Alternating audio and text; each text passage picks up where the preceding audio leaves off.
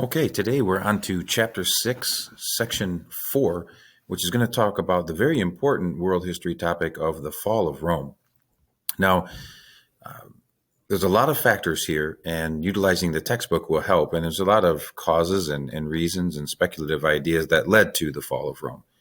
Roman numeral 1 is going to take a look at a century of crisis.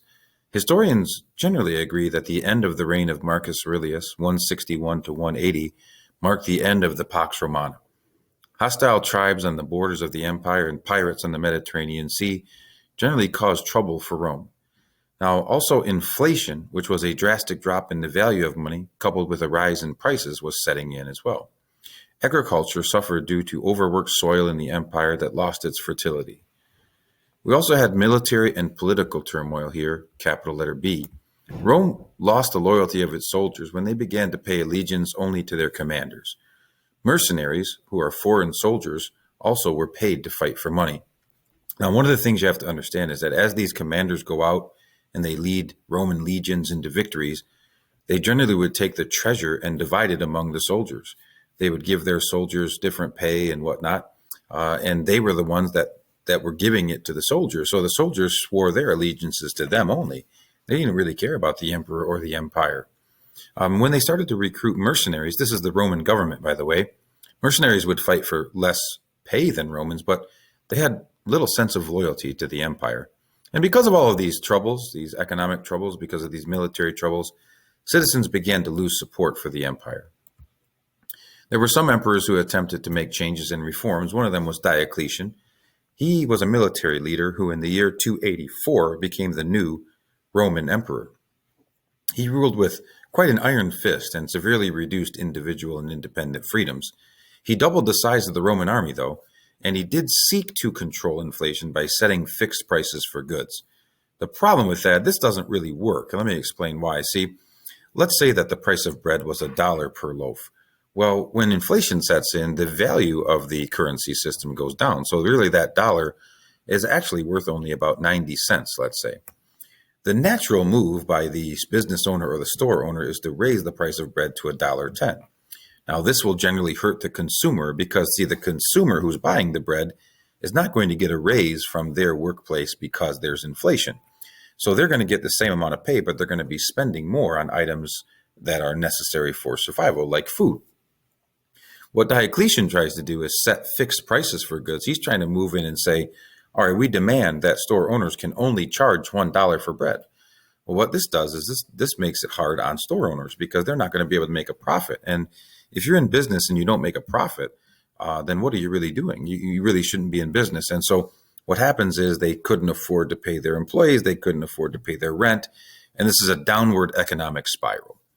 Diocletian also divided the empire into two halves, the Greek-speaking East, which were the regions of Greece, Anatolia, Syria, and Egypt, and then also the Latin-speaking West, which was Italy, Gaul, Britain, and Spain. Diocletian took control of the eastern half and appointed a co-ruler to run the western portion. The East at the time was much wealthier, and even though he shared authority, Diocletian kind of was in control of everything. Next is capital letter B. Constantine moves the capital. Constantine took control of the western half in 312 and later secured control of the east in 324, restoring the concept of a single ruler. Constantine took a drastic step by moving the capital city from Rome to Byzantium, which was located in Anatolia.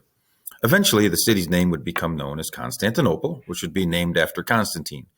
After his death, the empire would divide again, but this time the east would survive and the west would fall. The Western Empire then began to crumble.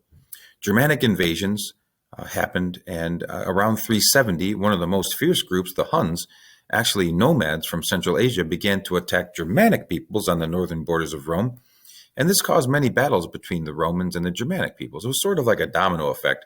The Huns attack the Germanic moves into Roman land, and then we have wars. In 410, though, the Germanic tribes actually overran Rome and plundered the city of Rome for 3 straight days.